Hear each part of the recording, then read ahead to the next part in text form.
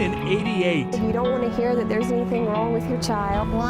One in 54 boys will be diagnosed with autism by age 8. We now have an epidemic of autism in the United States. Tonight, the warning signs, the therapies, the hunt for clues. We think we have our finger on when autism is sort of happening. We'll take you to the labs of Chapel Hill. So it really was an aha moment. Head to the vineyards I really want this for everyone. of the California coast. Best paying job I've had so far. And we'll hear from a woman who took on a governor I wrote it at my kitchen table. determined to make a difference. It created a national firestorm. Autism, Answers and Understanding starts right now. Good evening and welcome. I'm Jamie Boll. 1 in 88. They're numbers. They're impersonal until you put a face to them, until it's your child, a family member's, maybe a friend's. The number of children diagnosed with autism has nearly doubled in 6 years. Dr. Jerry Dawson is the Chief Science Officer for Autism Speaks. Well, we do know that the broadening of the diagnosis and better awareness account for some of that increase. But even after you account for those factors, there's still a portion of the increase that's unexplained. Unexplained, unknown, unclear.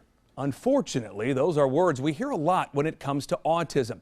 Part of the problem comes from the name itself. Autism is really autisms, plural. It's a spectrum disorder. Think of it like a rainbow, a wide array of disorders under one umbrella. On one end, you may have a socially awkward child. On the other, you may have a child who can't speak and is facing a whole host of intellectual disabilities. Then there's everything in between. And it all starts with the diagnosis. Said you don't want to hear that there's anything wrong with your child. Looking at Lawson Childress, you'd be hard-pressed to notice anything different. But his mom, Amanda, knew something wasn't quite right. He was missing milestones and acting out. Or you would see those kids in the grocery store that are hanging out of the cart and you'd be like, gosh, that mom can't get those kids under control. Now I'm that mom. And it's like, but there's a reason why. Lawson was diagnosed with autism. It was just like, okay, we cried our tears and we felt sorry for ourselves for a few days. Then it was like, okay, we realize that we have a child here that may have an issue. Where do we go? What do we do? Smart move, but not everyone makes it right away. Humans have always been good at denial. Dr. Joseph Stegman has been diagnosing autism in children for 25 years. When you have to give that diagnosis to a parent. It's tough. As soon as the A word is out, it's, you've got broken hearts. But it is a call to action, because while there are so many things we don't know about autism, there is one thing we do. This goes back 50 years, that if we intervene early and we work on language and we work on social skills and we work on the developmental skills, that the long-term prognosis is better. Stegman says it can mean the difference between needing long-term care and eventually landing a job. Amanda got the message early. Lawson's therapies started right away. Then it was on to preschool, and now pre-K. When I step back and think about 2 years ago where we were to now is when I really see a lot of progress. And a future that looks like it's going to be okay. Do I think he's going to do great things? Absolutely. And I think that is the key, is finding their strengths and not their weaknesses and just expanding on those things and pulling those out, because these children are incredibly smart. They keep it all in here.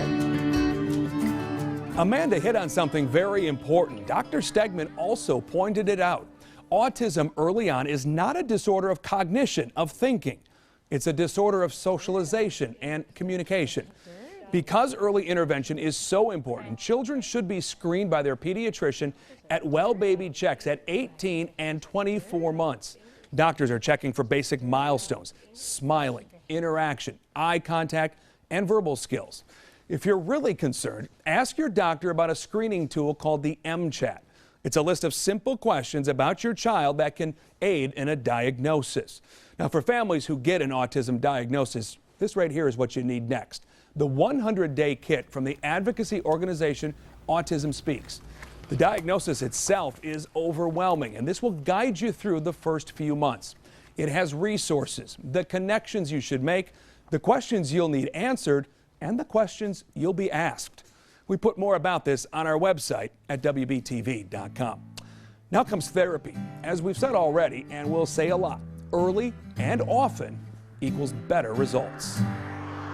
We're going to do a worksheet, and if you do it really good, I'm going to give you 3 tokens, all right? Welcome to the Autism Academy of South Carolina. Remember to cut on the line, so. And this is Dylan. And we have him cut out the shapes, numbers, and vehicles, and then he sorts them. He couldn't do it very well just a month ago. And now he can do all of this independent. This is part of what's called applied behavior analysis, perhaps the most effective therapy for autism. Nicely done. It starts with the child going through a series of assessments to identify strengths and weaknesses. Matt Wood is the Academy's executive director. Then we use the strengths to kind of remediate the weaknesses and bring them all up to the same level. Remember, autism is a spectrum disorder, so the therapy is highly specialized. It's also intensive, and progress is carefully recorded. And we analyze the data and then make our decisions based on the progress that the children are making. You're a smart young man, aren't you? The goal is to make enough progress to get children like Dylan into a regular classroom. Now, something else is really helping with therapy treatments. Yep, there's an app for that. It's nice to meet you. There has been a technology breakthrough at Autism Services of Mecklenburg County. My name is Dan. iPad apps are teaching life management skills. You're too good. They're even sparking conversation with those who can't speak. Hi, Jamie Boll. He's just going to have a huge impact on the population that we serve. It already is, and younger kids are seeing the benefits as well. You can learn more about apps and Autism Services of Mecklenburg County on our website, WBTV.com. We're just getting started. Coming up, we'll show you how California's wine country fits into the autism puzzle. But first, the hunt for clues, the search to answer autism's most puzzling questions. Groundbreaking research is happening right here in North Carolina. This WBTV News On Your Side special, Autism, Answers and Understanding, is back in a moment.